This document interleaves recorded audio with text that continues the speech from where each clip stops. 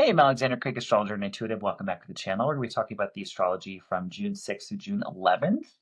There's a lot going on this week, including this week really brings us like two amazing planetary shifts in astrology. And this really has to do with the two benefics, Venus and Jupiter. The benefics in astrology are planets that like expand and affirm and like help to try to bring us blessings and are associated with like pleasures of the body and art and relationships. And in Jupiter's case, like success and prosperity. And like these are just really nice shifts that we're going to be experiencing this week. Venus in Taurus is a shorter length of time because Venus has a pretty fast orbit, but Jupiter is going to be moving into Cancer, it's going to be in that sign for a little over a year. So, and the reason this is such a nice shift for us is because Venus is going into Taurus, which is the sign of its rulership. It also rules Libra as well, and Jupiter is going to be exalted in Cancer. So planets in exaltation or in rulership in astrology are simply able to just function more optimally, right? You know, planets function quote unquote better in one sign than they do in another.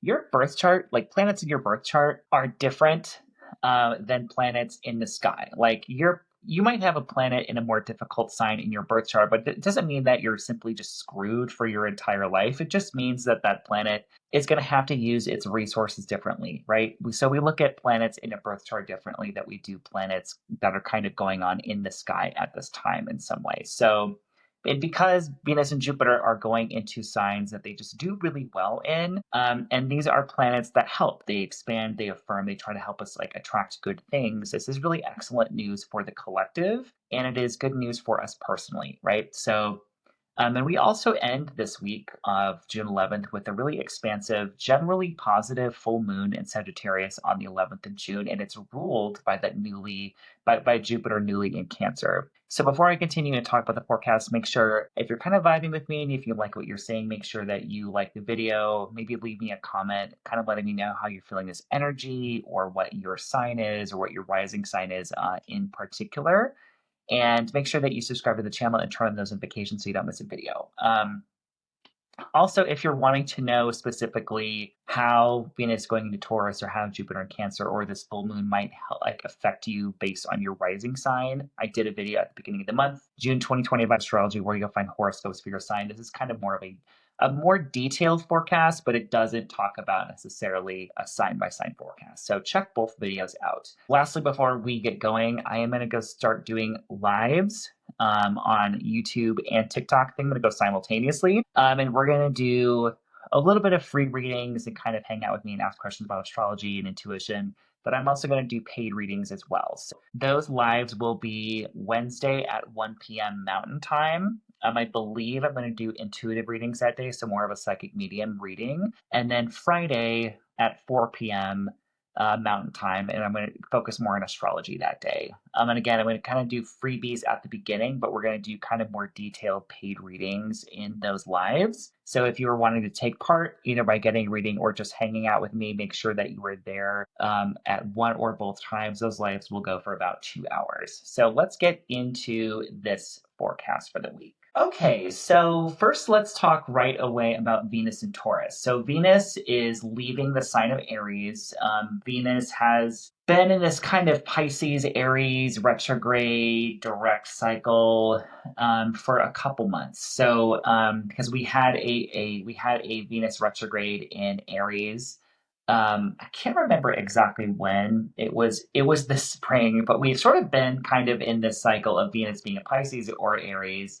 And Venus hasn't been in a sign that she does really well in, like her rulership or exaltation. And she hasn't been in a sign where she hasn't been sort of dealing with some challenges from the other planets, you know, whether it is a challenging aspect from a malefic like Mars or Saturn, which can be more difficult. So it's like been one or the other. And Venus going into Taurus, she's generally unafflicted. There's not a lot of challenges to her. And we also really get the best of Venus in Taurus just because she's going to be in her sign. So she's not going to be making any exact hard aspects to Mars or Saturn the entire time that she is in Taurus, which is always a good thing. And Venus in Taurus, it just means that we're going to really get to experience the best of what Venus has to offer. So remember, Venus in astrology is like, it's like love, it's beauty, it's relationships, it's, experiencing art and aesthetics and just kind of like, especially in Taurus, it's like bodily pleasure and kind of pleasing the senses.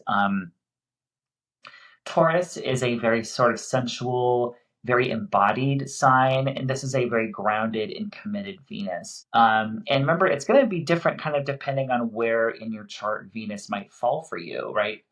Taurus might be your second house of money, let's say if you're Aries rising. So Venus going through Taurus might help you when it comes to buying and selling things or being able to make like luxury purchases and stuff that kind of lasts for a long time, or even being able to make more money and attract more income while Venus is in Taurus. Taurus has been associated with like money and finances in the past because Taurus can be very much about like value and worth as well.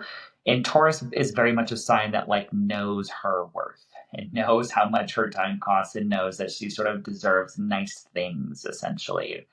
Um, Venus in Taurus, it's really a chance for all of us to really connect to like these sort of earthy and sensual pleasures, right? Like the feel of soft sheets, life's little luxuries and pleasures. Like Venus in Taurus, there is an emphasis on the material, right? On the material world, like food, sex, our possessions, things that feel really good. And also like material security. We might be thinking a little bit more of how we can kind of beef up our finances or our money or different little things in life, or even kind of stocking our cupboards, because Taurus is also can be very it can be very connected to like food and again like bodily pleasures and things that make us feel really grounded. But it's also strongly connected to art and like creating beauty. So Venus going into Taurus, and Venus will be in Taurus through, let's see, I forget exactly. It's gonna be through, I believe, July 4th. Is when, so it's gonna be at least through like the rest of this month, and then early July it switches into Gemini. So this is also going to be a heightened time for anything connected to like relationships and relating and connecting with one another and just really enjoying kind of quality time. Venus and Taurus is associated with like sensuality and like whining and dining and like really sort of indulging our physical senses. So just generally, and also if you know your astrology chart, you might want to like get a little printout of your chart and find where in your chart you also have the sign of Libra, because we all have every 12 signs in our astrology chart. So Venus going into Taurus, a place where she's really kind of elevated, she really knows what she's doing, she's able to attract the things that she needs and magnetize the thing that she needs and spread this sort of pleasure kind of energy. It is going to generally give a boost to yes, the Taurus part of your chart where Venus is moving into, but also the Libra part of your chart as well, because Venus rules Libra. So and again, I can't emphasize enough, like Venus has been either dealing with Mars and Saturn or been kind of challenged in a sign. And like, while I feel like there are beautiful expressions of every planet in every sign, on a practical level, sometimes it is really nice to have a planet in rulership. So because Venus in Aries, what she's been in for an extended period of time, Venus is actually in her detriment in Aries. You know, Aries is a sign ruled by sort of fiery, passionate warrior like Mars, and Venus is typically kind of like a softer, it's sort of like a softer energy. So she tends to just have a more unconventional expression and kind of just be a little bit more challenged in signs ruled by Mars. So she's challenged in Aries and Scorpios. This will just be a nice sort of improvement. So, and again, make sure that you check your June 2025 forecast for exactly where Taurus is for you, and that will give you some clue on kind of how she's going to help you. So let me bring up the chart because she does have one kind of tougher aspect that she's going to be getting through. And it's really going to kind of just kind of add to the sort of story of Venus and Taurus. Yep, that's the wrong window. Let's share the right one. Okay, so let's go ahead and move this chart. So we have Venus going into Taurus. So she is going to actually square Pluto. And that's going to be happening on June 9th. So it's really kind of really early, really early in this transit.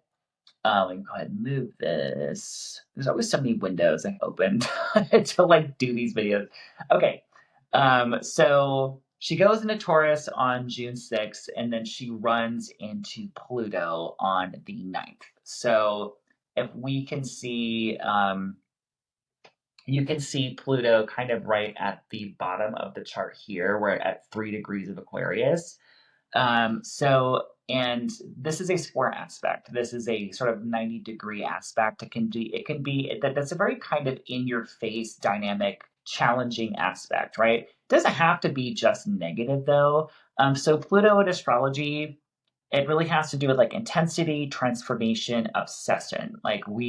So as soon as Venus goes into Taurus, she's going to be applying to Pluto. So she's going to be sort of headed into Pluto. So the first couple days of Venus in Taurus, it really does intensify our emotional experiences. And Venus, we often associate with like relationships and so it's going to be anything having to do with like relationships, creating beauty. I think it could also be matters of like material security. So in a sense, at its best, it can really sort of intensify and add a lot of depth to relational and emotional experiences. Like it could be you and a partner like really getting in touch with each other's feelings kind of in and out of the bedroom, and really add a lot of depth and intensity there. But Pluto is like not afraid to go where we are afraid to go. So it is not going to be this like it's not going to be this like completely cozy experience.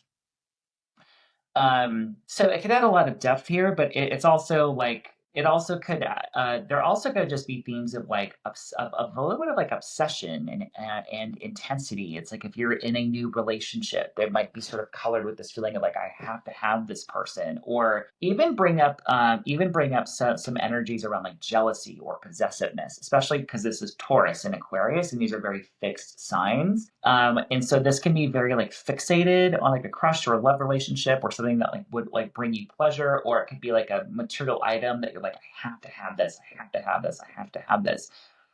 Or whether it's, in like an item or a person, just be cautious, just have some caution and kind of be aware of what is happening in the astrology. And again, that energy will peak around June 9th. We might feel it for like a day or two afterward, but then it begins to separate. So the rest of the time that Venus is in Taurus, she'll have sort of moved past that really intense square um, with Uranus. So the next day, actually the day before, we're actually going to go back one day. So June 9th, Mercury is going to go into Cancer. I don't know if you can see my cursor here, but let's see. I think it's like late in the day, June 8th. Yeah, late in the day, June 8th. Mercury, the planet of communication and messages and how we think and process and logistics and trading and travel, goes into a Cancer, sign ruled by the intuitive, emotional, feeling moon. Mercury is going to leave. Um, so Mercury is going to leave Gemini, the sign where it rules. I will say the day before Mercury leaves Gemini, it is going to make a conjunction to Jupiter, that planet of expansion and success. And so I'll say June 8th, like right before it gets into Cancer, that could be a really positive day for if you need a little bit of luck, if you need a little bit of success, especially in any arena that involves like signing a contract, if you're going to like make some content or post a video or do anything that requires thinking and processing and communication, that Mercury Jupiter conjunction is going to give it an added boost, and it's going to help your thinking be sort of more visionary and more broad and more long term. Like we have the mercurial analytical brilliance of Mercury and Gemini, and that energy from Jupiter just helps to expand it and think more long term. So that's kind of earlier in the day on June 8th. And then a little bit later, we do have Mercury going into a more intuitive feeling sign. So on June 8th, Mercury goes into Cancer, and it's going to be in Cancer until the end of the month. And then it'll go into Leo. Um, but I'm going to say just a couple quick notes on Mercury in Cancer, because I don't talk about this in the monthly because there's too much to get to. But Mercury in Cancer generally a good time to your it's like your intuition and your feeling becomes louder. Like our intellectual processing is mixed with like how we're feeling, things that are unsaid, but we're just sort of picking up on. So, especially if you're a water sign, if you have like water, sun, moon, or rising, so Scorpio, Cancer, and Pisces, it's going to really kind of add to that depth of intuition and feeling. So, it's kind of understanding what is behind someone's words, or sort of it could also be about really, really picking up on like messages and like in dreams, or things that you're feeling in your body, or your simply kind of gut level knowing awareness is going to sort of be more, it's going to be louder with Mercury going into Cancer. The next day, so June 9th, so that day that we have that Venus Pluto square, Mercury, which we can see over here, kind of here. I think I gotta stop sharing and load my screen again. I'm not sure it's worth it to share my screen sometimes because it's a pain in the butt. Okay, so let me make sure that's the right one. Okay, so we can kind of see here on the right with Mercury. Mercury is going to make a square to Saturn, who is newly in Aries, and also Neptune. So this is a tricky energy. And thankfully, it's just like one day. It moves on pretty quickly. I'm going to I'll say maybe like June 9th and June 10th, just to be safe. But June 9th is exactly kind of when this energy peaks. So again, a square is like a dynamic, challenging aspect.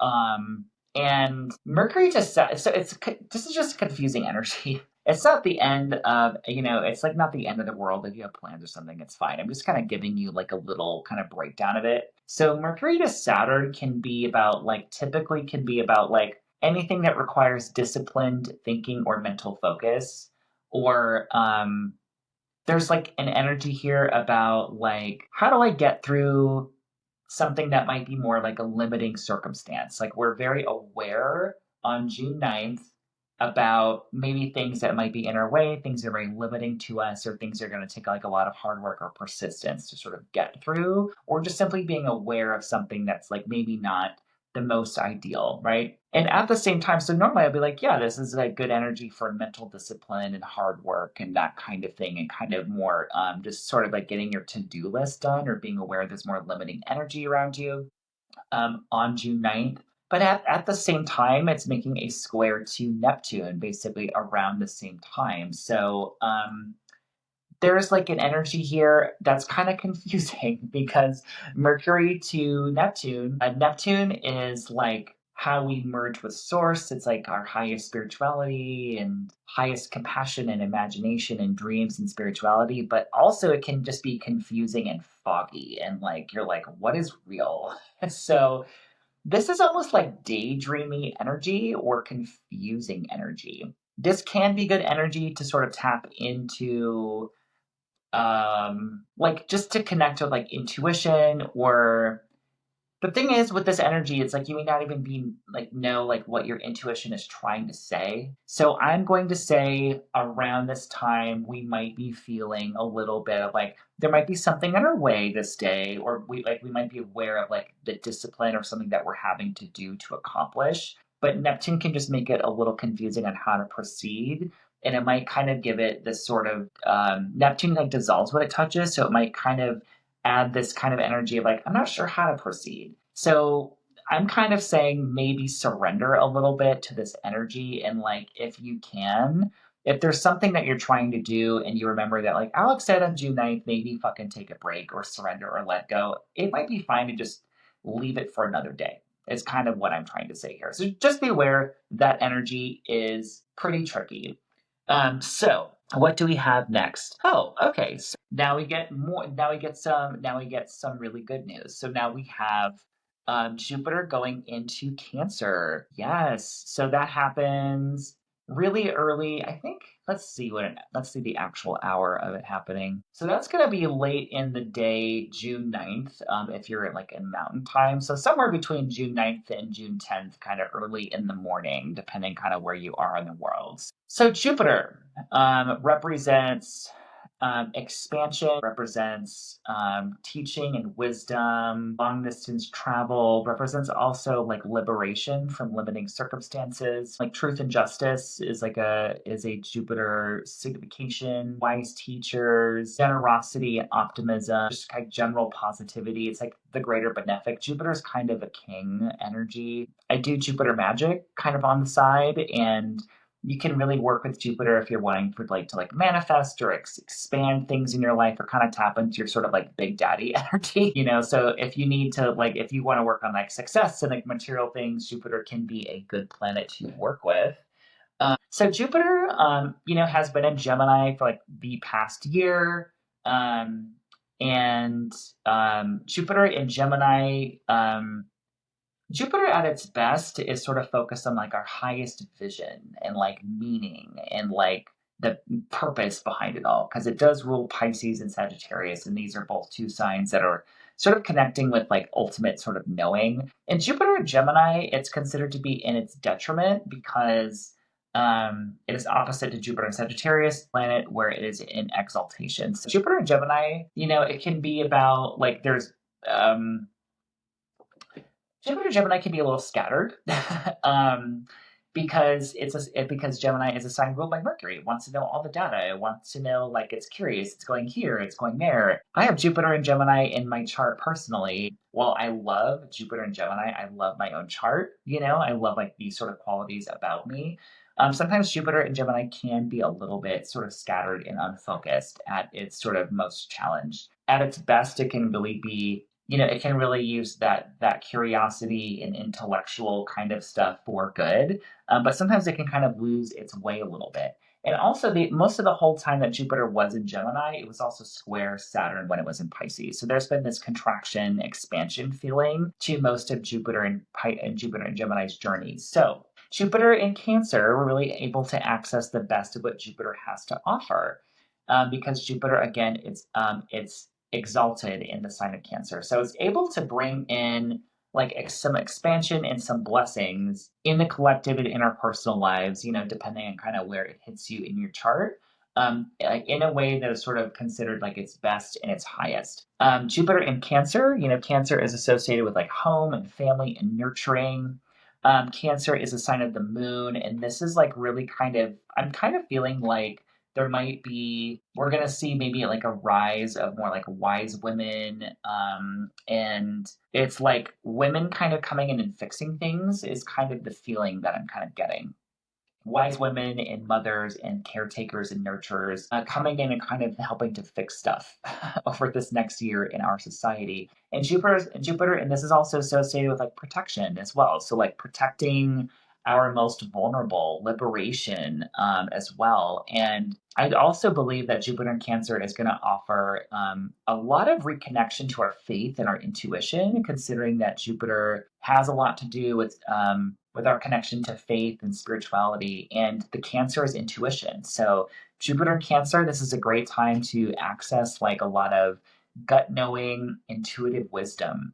And on a more practical kind of mechanical level, this is really great for the Cancer part of your chart. So, for example, if Cancer is 10th house for you, that would be Libra rising. If Cancer is 10th house for you, then that's really great for elevating you in career, helping to maybe be seen by authority figures in a more positive light, helping to bring some promotion, and just simply expansion in the career and public reputation part of your chart. You also want to consider the houses of your chart that are ruled by Pisces and Sagittarius as well, because Jupiter is a traditional ruler of Pisces and Sagittarius. So let's say for Scorpio rising, Pisces is your fifth house of romance and children. That could be a good time to kind of bring some more fun and some more pleasure and romance into your life if you're Scorpio rising, and also help maybe even boost income a little bit or help finances because Jupiter rules your second house of finances. So that may help you.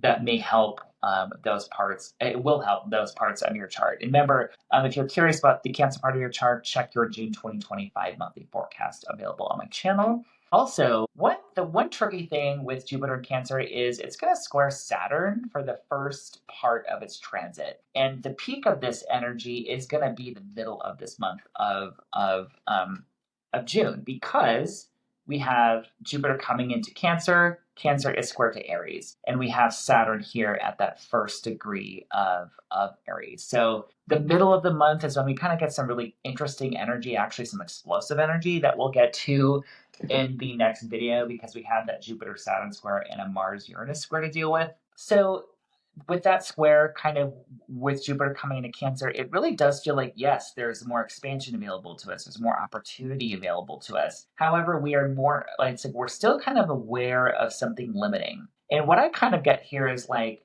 being grateful for the things that are going well. And it's going to give us like a taste of sort of like blessings sort of to come.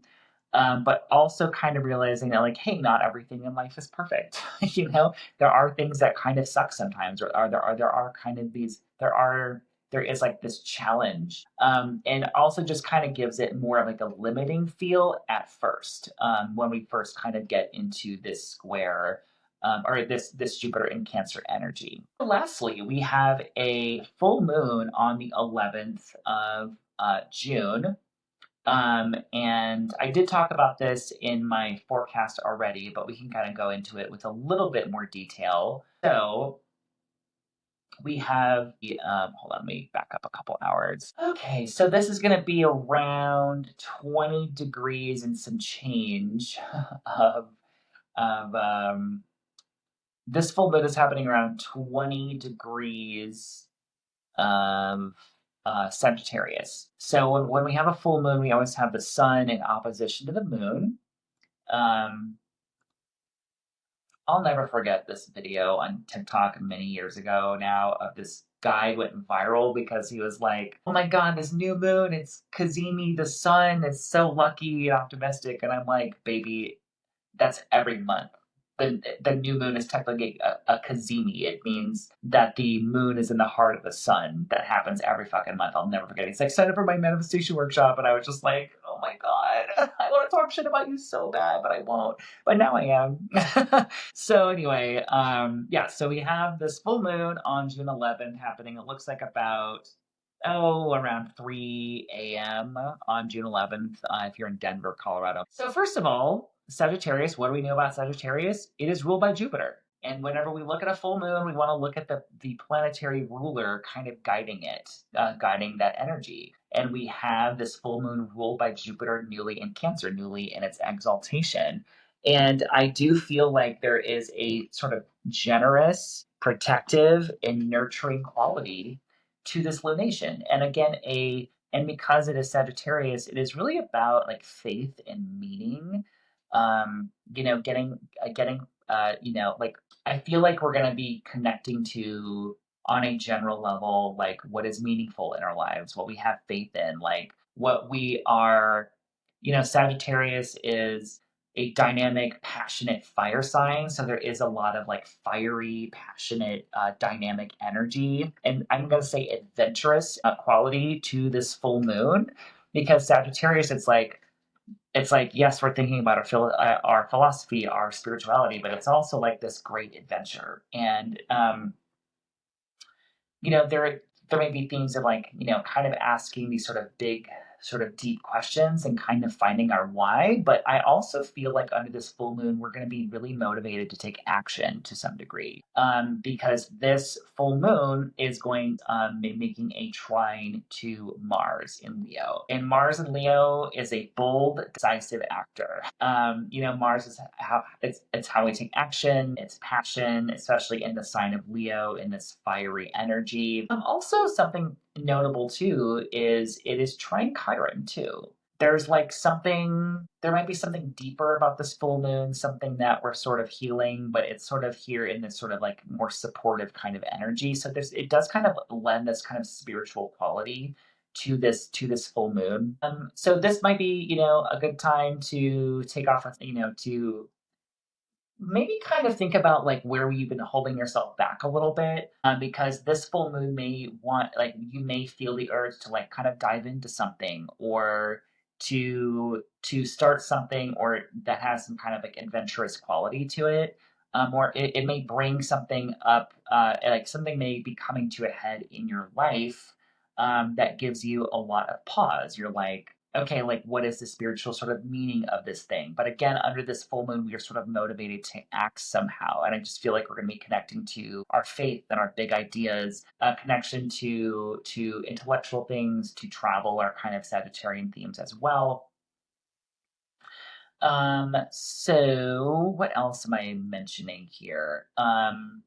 Also, this moon feels a little eclipsy, because this full moon is for the nodes. The nodes are where the eclipses happen. So we're in the midway point between the eclipses, essentially, that we had in March, that we also have coming up in September as well. So there could be something up here about like maybe noticing where changes are happening in your life connected to this eclipse story, because we have changes, you know, kind of happening in like in our lives connected to the Pisces and Virgo part of our charts, because the north node is in Pisces, south node is in Virgo. So those parts of our charts, we have the eclipses, we have beginnings and endings, and kind of just changes and fluctuations happening in those parts of our charts. So the Sagittarius Gemini house, like this full moon might just feel a little bit more active than normal, is kind of what I'm getting from it. However, at the same time, it's being guided by this very wise, nurturing, protective Jupiter in Cancer.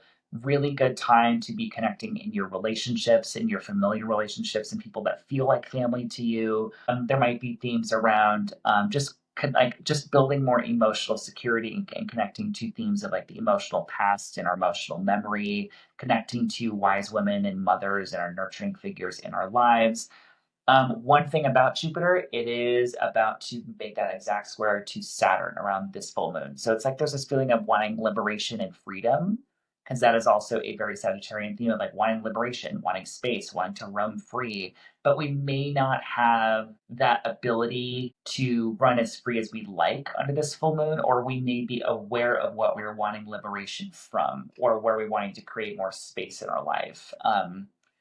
Under this full moon energy. Also, this full moon is Jupiter is going to be square Neptune as well.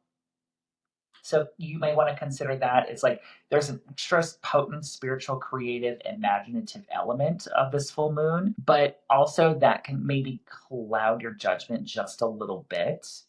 So maybe consider that as well. I'm not too concerned about that. It does feel like it's going to connect us with our creativity and imagination, intuitive flow, and the divine. But sometimes that can be like, yeah, sell all your belongings, give it all to charity. And it's like, well, I need to live also.